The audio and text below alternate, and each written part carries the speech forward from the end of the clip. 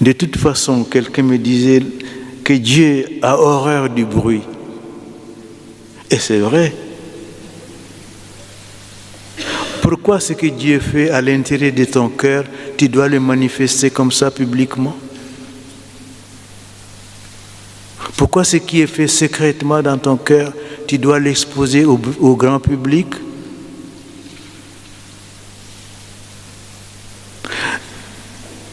Tout simplement, vis ta vie chrétienne simplement, on verra que l'Esprit Saint est en toi. Mais je ne critique pas, je ne suis pas contre les charismatiques, mais regardons l'histoire de l'Église, comment l'Église a prié. Je voulais juste vous dire d'où la nécessité de l'oraison quotidienne. Peut-être que les chrétiens ont besoin de redécouvrir le trésor de l'oraison. Qu'en pensez-vous? Tout à l'heure, j'étais avec les prêtres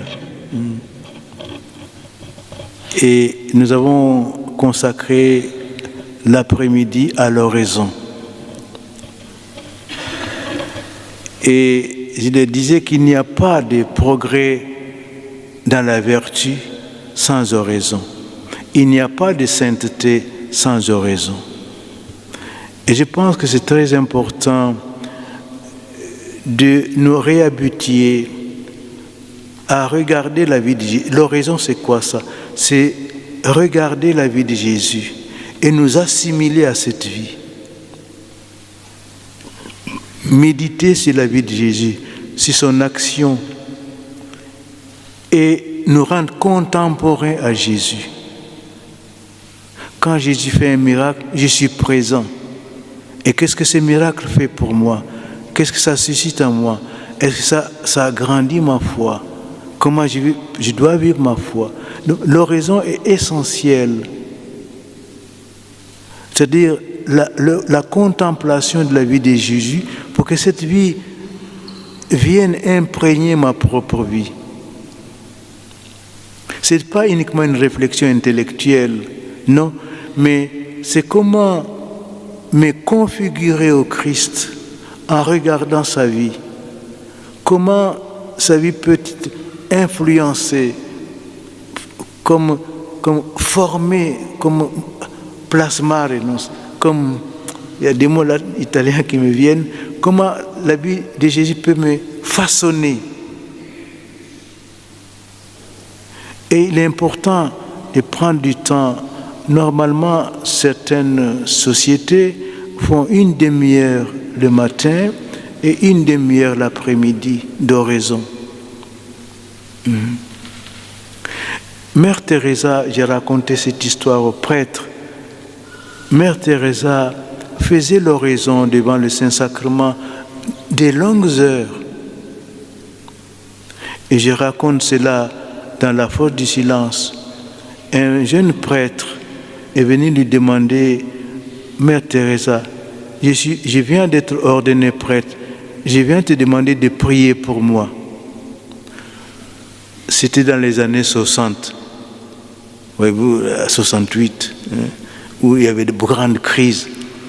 Et Mère Teresa lui dit, mais moi je prie toujours pour les prêtres. Et toi, combien de temps passes-tu à prier? Et il lui dit, moi j'ai dit la messe tous les jours, j'ai dit les bréviaires tous les jours, j'ai dit les chapelets parce que c'est ma maman qui me l'a appris. Et Mère Teresa lui dit, c'est insuffisant. C'est insuffisant de dire la messe tous les jours. C'est insuffisant de dire l'office divin tous les jours. C'est insuffisant de dire le chapelet. Et le prêtre lui dit, mais moi je croyais que tu allais me demander combien de temps tu passes avec les pauvres. Et Mère Teresa lui dit, tu crois que moi, si je ne passais pas des heures devant le Saint-Sacrement, si mon cœur n'était pas rempli de Jésus, tu crois que je serais capable de m'occuper des pauvres? Nous sommes trop pauvres pour nous occuper des pauvres. Et donc c'est important que nous aussi, nous imprégnions notre vie de la vie de Jésus de son activité, de sa vie de prière, de ses miracles, pour qu'il fasse ces miracles en nous aussi. C'est pourquoi il est très important de soigner l'oraison. Pas seulement pour les prêtres, mais pour nous tous. Vous dites que Mère Teresa avait passé beaucoup de temps à prier et qu'elle a dit qu'elle ne pourrait pas s'occuper des pauvres si elle n'avait pas de nombreuses heures d'oraison. Et selon vous, alors, d'où vient la force de ceux qui s'occupent des pauvres? Il y en a beaucoup dans beaucoup d'associations et qui ne croient en rien et qui ne passent donc aucune heure en oraison. Et on en connaît tous, des gens qui sont athées et qui ont un amour de l'autre, une écoute et un respect des autres et qui ne croient en rien. Donc ces gens-là, en fait, sont des croyants sans le savoir. Madame, je me suis occupé des corps unum 4 ans. Et notamment, je suis allé en Jordanie, au Liban, en Syrie. J'ai visité beaucoup de camps, de gens qui avaient tout perdu chez eux. Il y a une dame aussi qui avait un enfant d'une semaine, qui voulait me donner son enfant. Il dit, prenez-le, sauvez-le. C'était une musulmane. Je peux vous garantir, madame, que ces personnes qui étaient dans le camp préféraient avoir affaire à la Caritas catholique qu'aux organisations internationales qui avaient beaucoup d'argent. Parce que Mère Teresa s'occupait des pauvres, mais elle n'avait pas l'énergie toute seule. Bien sûr, je ne dis pas que ceux qui croient à rien ne s'occupent pas bien des pauvres, mais je peux vous dire que les pauvres que j'ai vus préféraient avoir affaire à des Caritas catholiques. J'ai vu des réfugiés également en Guinée. Tous les Sierra-Léonais, Libériens qui avaient la guerre, ils étaient 800 000. J'ai vu des organisations du HCR, mais la Caritas diocésaine avait plus d'impact parce qu'il y avait le cœur qui donnait. Encore une fois, je ne dis pas que ceux qui ne croient à rien ne donnent pas avec le cœur, mais ils sont payés grassement, madame, grassement. Ils ne font pas ça gratuitement. Peut-être certains, mais ceux ils ont d'abord une indemnité pour le déplacement, ils sont dans des lieux dangereux, donc une autre indemnité. Ils ne passent pas la nuit dans le camp, ils sont dans des hôtels. Mais je ne critique pas. Je ne fais que constater les faits.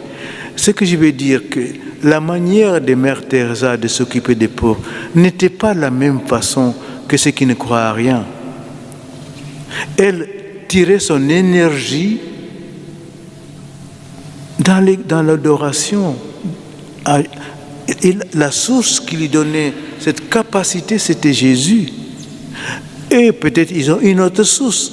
Moi, je ne suis pas capable de juger cela. Mais nous, comme catholiques, nous ne pouvons pas nous occuper des pauvres en tirant cette énergie de Dieu. C'est tout ce que je voulais dire. Mais encore, je ne dis pas que ceux qui ne croient à rien ne s'occupent pas des pauvres. Mais les faits sont là pour moi, ce que j'ai vu, soit au Moyen-Orient, soit en Afrique. Regardez, cette musulmane qui me donne un enfant, il ne donnerait pas un argent de nu. Ils n'ont pas fait. Donc je ne peux pas répondre avec exactitude sur votre préoccupation, mais nous chrétiens ou nous religieux comme Mère Teresa, nous n'avons pas d'autre énergie